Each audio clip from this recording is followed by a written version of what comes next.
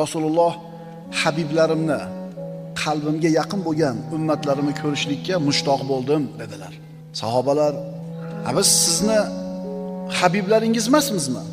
Rasululloh aytdilar, "Sizlar mening sahobalarimsizlar, ya'ni hamsuhbatlarimsizlar.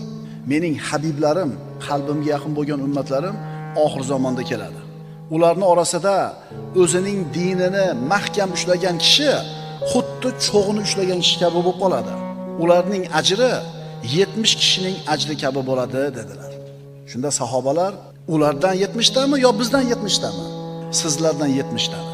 Ya'ni sizlardan 70 deyiladi qilgan ajringlar ularni bittasini qilgan ajri bilan teng bo'lib qoladi. Sahobalarning 70 tasini qilgan ishining ajri u oxir zamonda kelgan payg'ambarimizning habiblardan bittasini qilgan ajriga teng bo'ladi. Sahobalar nimaga unday bo'ladi deb so'rashdi.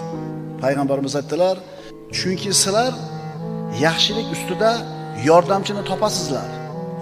Ya'ni men sizlarning ichingizda turibman, yaxshi ishlarda yordamchi bo'lib, ularda esa yo'q. Ular topmaydilar, chunki Rasululloh vafot etib ketgan."